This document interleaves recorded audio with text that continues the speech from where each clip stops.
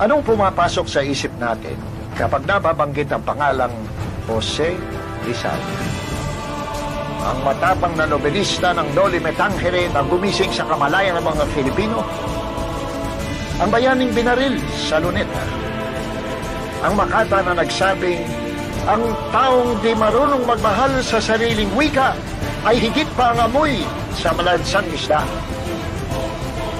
Pero sino ba talaga si Jose Rizal? Anong uri ng Pilipinas ang kanyang kinagisnan? Anong mga ideya, prinsipyo ang kanyang isinabuhay at ipinaglaban? Ano ang kanyang tunay na pagkatao?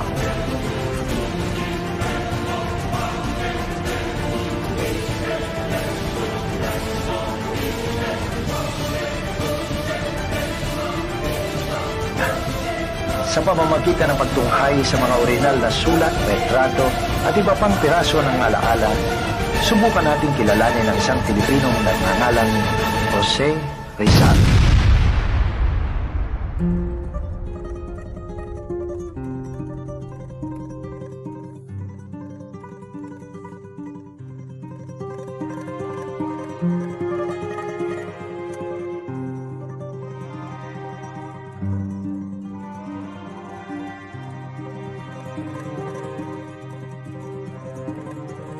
Ang bayan kong Pilipinas, lupain ng ginto't bulaklak, pag-ibig na sa kanyang palad, nag-alay ng ganda't dilag, at sa kanyang yumi at ganda, dayuhan ay nahalina. Bayan ko, binihag ka, nasadlak sa dusa.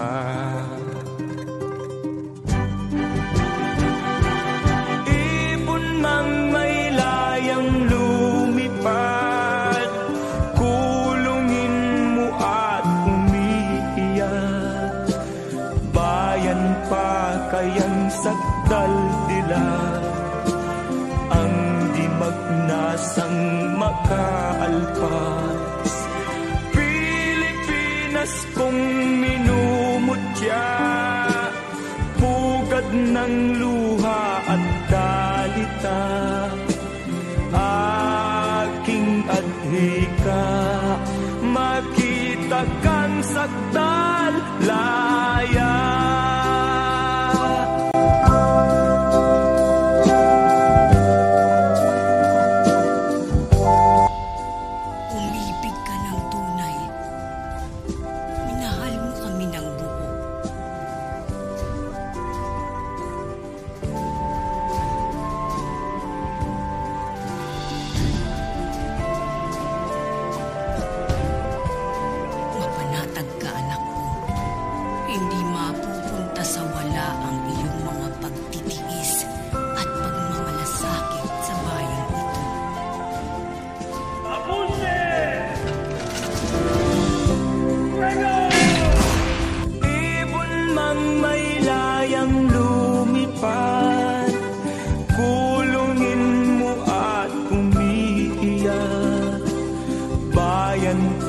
Kayang sakdal dilag, ang di magnasang makaalpas.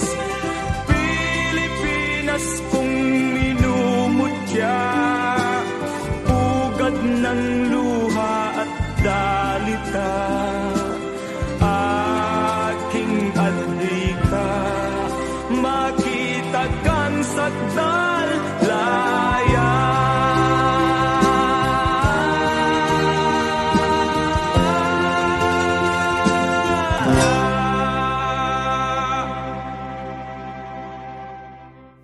Akala nyo ba ang kapangyarihan